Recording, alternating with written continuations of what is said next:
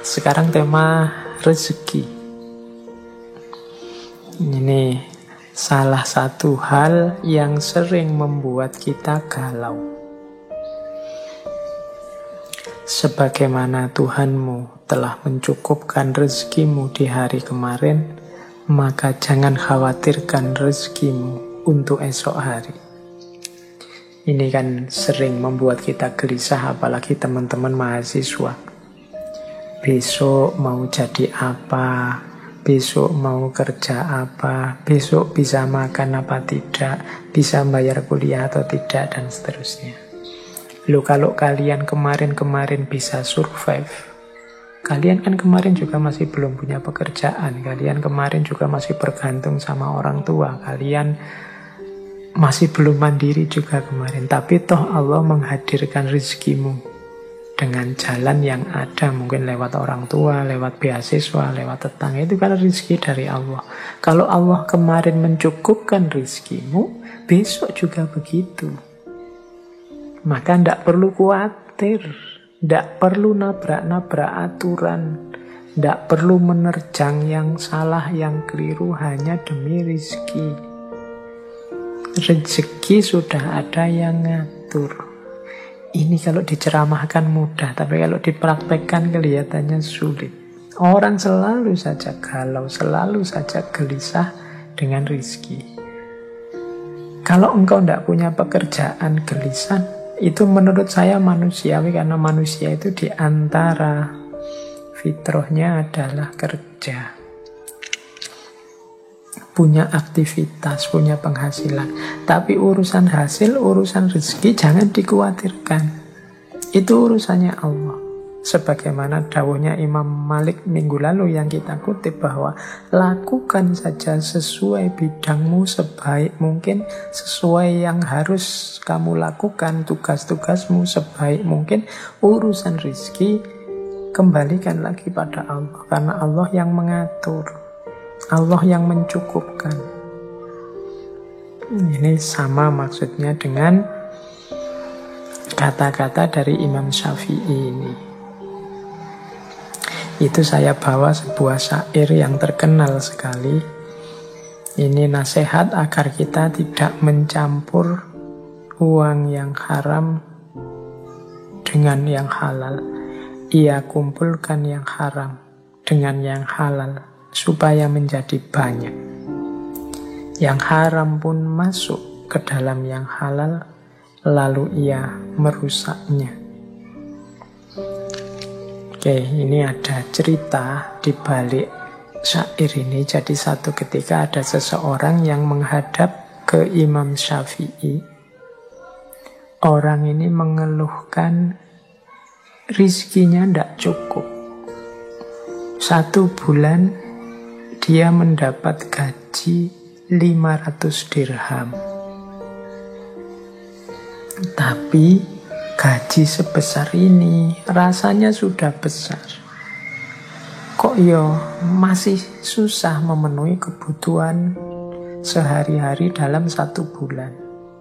Orang ini mengadu pada Imam Syafi'i. Nah, nasihatnya Imam Syafi'i agak aneh. Katanya Imam Syafi'i, oke, bulan depan kamu mintalah gajimu diturunkan menjadi 400 dirham saja. Oh, ini aneh ya, orang merasa kekurangan kok gajinya tidak cukup malah diminta turun. Tapi karena yang meminta seorang ulama besar yang dekat dengan Allah, ya dituruti. Minta penurunan gaji. Bulan depan gajinya jadi 400 dirham. Tapi tetap 400 dirham pun dia masih kesulitan, masih kekurangan. Menghadap lagi pada Imam Syafi'i. Terus katanya Imam Syafi'i, wah ini ada yang salah. Coba kamu minta turun lagi 300 dirham untuk bulan depan. Ini orang ini semakin heran, loh kok tambah turun? 500 rasanya kurang, 400 masih kurang, sekarang disuruh 300. Tidak apa-apalah, yang menyuruh beliau insya Allah ada hikmahnya, ada rahasianya. Diikuti. Minta diturunkan 300 dirham. 300. Nah, setelah 300 gajinya, rasanya kok malah tenang. Rasanya ndak banyak lagi kebutuhan macam-macam. Rasanya kok cukup dibuat apa saja dalam 1 bulan. Alhamdulillah. Padahal kemarin 500 rasanya ndak cukup. 400 rasanya ndak cukup. 300 kok rasanya malah cukup. Kembalilah dia menghadap pada Imam Syafi'i. Kok bisa? Sekarang saya merasa cukup gaji saya meskipun jatuhnya hanya 300. Nah, Imam Syafi'i terus memberitahu, wahai saudaraku, sebenarnya pekerjaan yang engkau lakukan itu memang layaknya gajinya hanya 300. Sehingga sisa yang 200 ini sifatnya kelebihan. Dan ini yang kecampur dalam gajimu yang halal. Sehingga membuatnya tidak barokah kalau dalam bahasa Islamnya. Karena tidak barokah, ya rasanya kurang terus. Rasanya ada saja kebutuhan-kebutuhan baru yang sehingga 500 ini tidak cukup. Tapi ketika engkau mengambil hakmu pas sesuai jatahmu, yaitu 300, sekarang hartamu sudah bersih, isinya halal semua, dan disitulah letaknya barokah. Nah, ini urusan rezeki, berarti kita harus hati-hati. Yang halal dan yang haram ketika dia ngumpul, yang haram akan merusak yang halal. Ketika yang halal dirusak dengan hadirnya yang haram, harta kita jadi tidak barokah. Dan tidak ada hubungannya dengan jumlah, dengan kuantitas. Karena harta itu kan kuncinya pada rasa cukup yang ada dalam diri kita. Oke, jadi ya ini untuk bahan renungan kita semua. Semoga teman-teman yang mendengarkan ini hati-hati dalam pengelolaan rezeki. Jangan sampai harta yang kita pegang tidak barokah atau kecampur-campur sehingga tidak barokah. Baik, teman-teman. Masih ada beberapa quotes, beberapa nasihat berharga dari Imam Syafi'i. Beliau ini sebenarnya sangat banyak kitabnya, sangat banyak nasihat wasiat yang berharga. Ya, cuma sayangnya kita tidak mungkin mengangkat semuanya malam hari ini. Sering saya bilang, ya ngaji ini hanya mancing saja. Semoga teman-teman tertarik untuk memperdalam lebih jauh.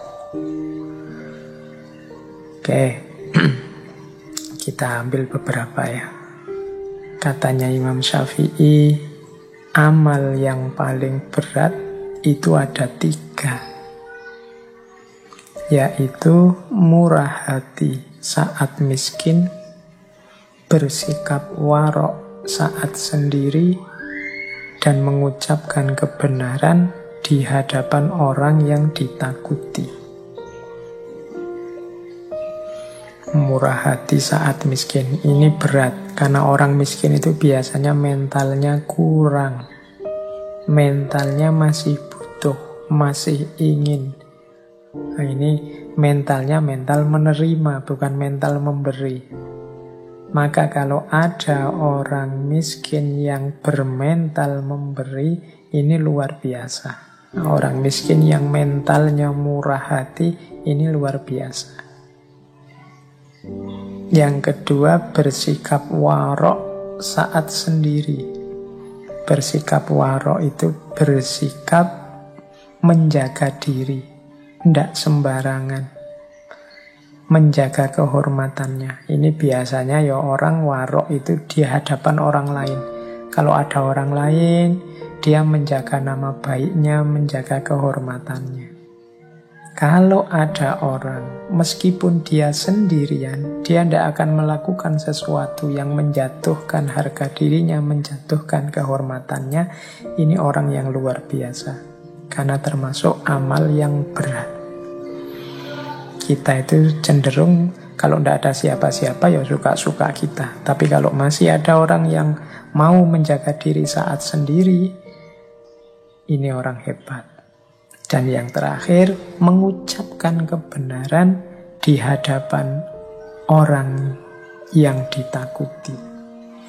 Nah, ini juga berat. Kalau ada orang yang kita takuti kan kita pengennya minggir saja, tidak bersentuhan dengan dia.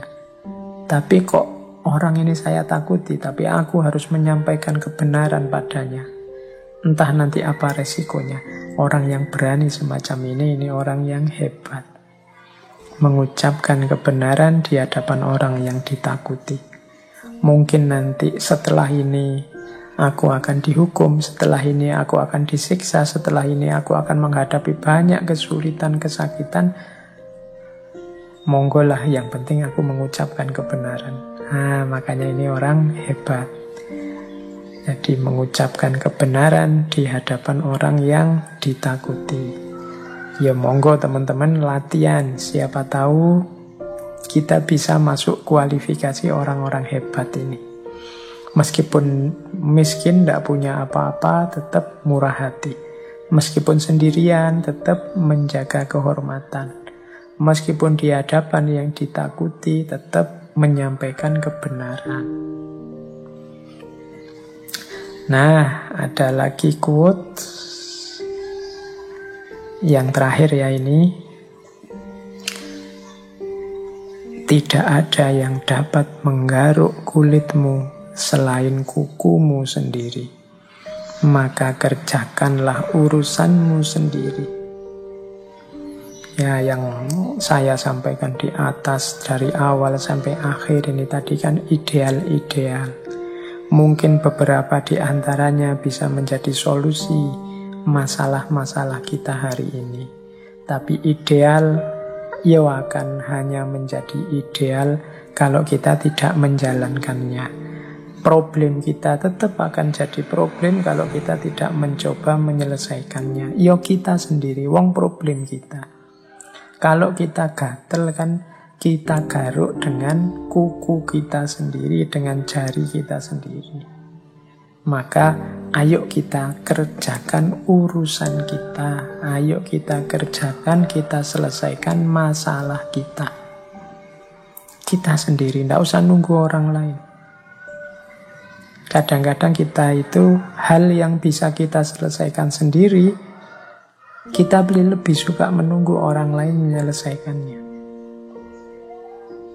Kita lebih suka menyuruh orang, kita lebih suka menunggu orang, kita lebih suka kadang-kadang menunggu mood, kita lebih suka kadang-kadang menunggu situasi, kadang-kadang lebih suka. Akhirnya kerjaan-kerjaan kita semuanya terpending, semuanya keteteran. Nah, ini menurut saya quotes dari Imam Syafi'i ini bisa kita pakai. Tidak ada yang dapat menggaruk kulit kita selain kuku kita sendiri. Jangan menunggu digarukkan orang lain. Kalau orang lain yang menggaruk, mungkin gatalnya hilang, tapi karena dia tidak perhitungan jadinya lecet. Atau mungkin karena dia takut kita lecet, akhirnya gatalnya tidak hilang, cuma dilus-lus saja. Yo, yang paling ngerti masalah kita itu ya kita sendiri. Jadi tidak ada yang dapat menggaruk kulitmu selain kukumu sendiri. Nah, yang terakhir untuk penutup, ini ada kalimat. Kalimat ini tertulis di cincinnya Imam Syafi'i yang beliau pakai di jari kiri. Kalimatnya bunyinya ini. Kafa billahi fiqotan li Muhammad bin Idris. Artinya, cukuplah Allah sebagai pegangan. cukuplah Allah sebagai sandaran yang dipercaya oleh Muhammad bin Idris. Nah, ini dibawa kemana-mana oleh Imam Syafi'i, mungkin untuk mengingatkan beliau bahwa hidup ini pada akhirnya kunci utamanya adalah keimanan kita, kepercayaan kita kepada Allah. Cukup Allah saja, semua masalah akan selesai. Cukup Allah saja, hidup ini akan beres. Cukup Allah saja, apapun kesulitan, kegalauan dalam hidup kita tidak akan ada artinya. Kafa billahi sikotan li Muhammad bin Idris. Oke, semoga ini juga bisa menginspirasi kita, orang yang beriman kepada Allah, orang yang kepercayaannya sangat dalam akan Allah, maka dia hidupnya akan dipenuhi dengan cahayanya Allah. Dia hidup dengan penuh harapan, tapi sekaligus tidak sembrono karena dia juga punya khauf, punya rasa takut kepada Allah. Hidup yang tidak sembrono, tapi juga hidup yang tidak putus asa. Hidup yang serius berusaha, tapi juga hidup yang mau untuk tawakal. Hidup yang siap melakukan ikhtiar, tapi juga siap menerima segala ketetapan dari Tuhan. Nah, hidup seperti inilah yang ideal dalam Islam. Hidup yang menjadi kunci kebahagiaan duniawi maupun ukhrawi.